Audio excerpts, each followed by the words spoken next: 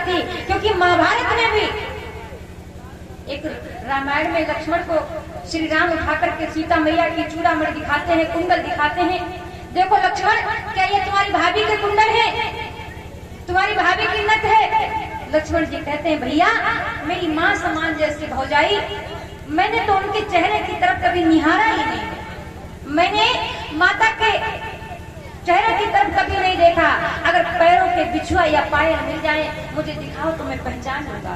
क्यों? क्योंकि माँ के चरणों का पुजारी रहा हूँ, कभी चेहरे की तरफ मैंने नहीं देखा। और बड़ी महाभारत में द्वापर में दुर्योधन दुशासन से कहता है भैया जल्दी भाग करके जा, जल्दी जा, चल करके बार बार हुंकार लगाता है, जा मेरे वीरन, मेरे से रहा नहीं जाता है, द्रौपदी के वो बोल मेरे से बर्दाश्त नहीं होते हैं। एक वो भी भाई है, वो भी देवर है। दुर्योधन बार बार दुशासन से कहता भैया मेरे से सब्र नहीं होता है। एक पल पल होती है बेर, करो मत देर महल को जइयो, अरे कैसे पकड़ के खींच ले तो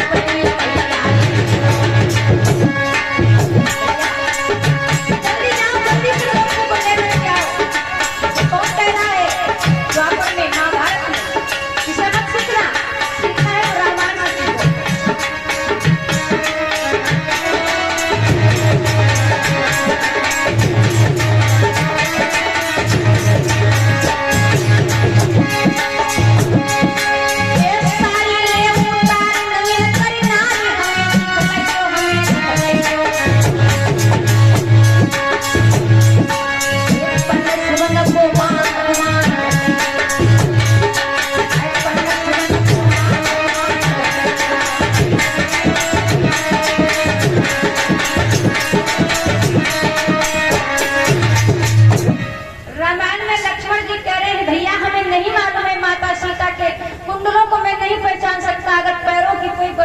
दिखाओ, पहचान सकता हूँ। देवर भाभी का रिश्ता है। और महाभारत में दुर्योधन कहता भैया द्रौपदी को जल्दी से खींच करके इस भरी सभा में लेकर किया और उसे नंगा करके मेरी जंघा पे बिठा दे।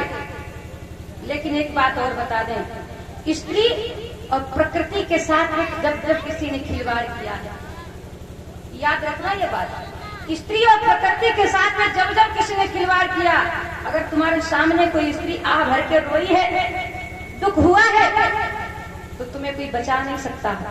और प्रकृति के साथ में खिलवाड़ करने वाले तो देख ही रहे हैं। प्रकृति से तुम खिलवाड़ करोगे, प्रकृति तुम्हारे साथ में खिलवाड़ करेगी। बहुत से विद्वान कहते हैं कि द्रौपदी की बोली के कारण महाभारत हो गया, इतना कड़वा बोल दिया। एक बात बताओ, आज के जमाने में अगर किसी की बहू बेटी किसी से कह दे कि तुम अंधे के अंधे हुए, तुम्हारे बाप या तुम्हारी माँ अंधी है तो तुम भी अंधे हो, तो क्या उसका इतना बड़ा परिणाम होगा कि पूरे गांव के सामने उसे बिठा करके नंगा बिठाया जाएगा जंगा पे? नहीं होगा। बहुत ज्यादा शिकायत करेंगे हम लोग, जबकि ये कलयुग चल रहा है। वो द्वापर की बात थी, ये कलयुग की बात है। और समझदार आदमी तो यही समझ लेगा, कहने दो, जो कह रही है कहने दो, क्योंकि कहने वाले से सुनने वाला बड़ा हो जाता है। अगर कोई गाली दे रहा है तो गाली देने वाले का पाप बढ़ रहा है और सुनने वाले का पाप कम हो रहा है। लेकिन जमाना कैसा है, वो तो बेचारा सज्जन है, सोच रहा है प्रभु के सहारे छोड़ रहा, मुझे गाली दे रहा है तो तुम ही समझना प्रभु। लेकिन उस अहंकारी के मन में क्या आता है, इनकी हिम्मत ही ना है कि हमारे सामने कुछ बोल के दिखा मैं। तो प्रभु कहते ठीक है, भरते रहो पाप की गठरी, भरते रहो। आइए 2 लाइनों में संकीर्तन बोलो, उसके बाद में आगे कथा को संकीर्तन।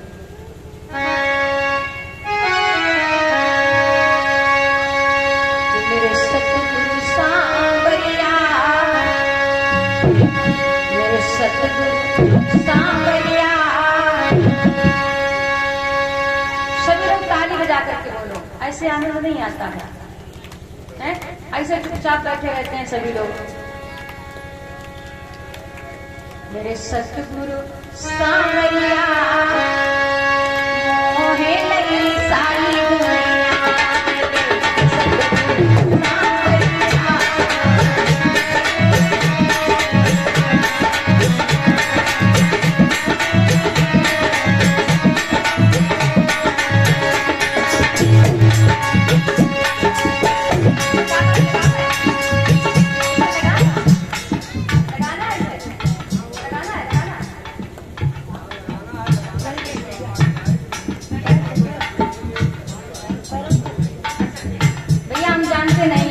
हम पढ़े लिखे हैं, देखा तो है वीडियो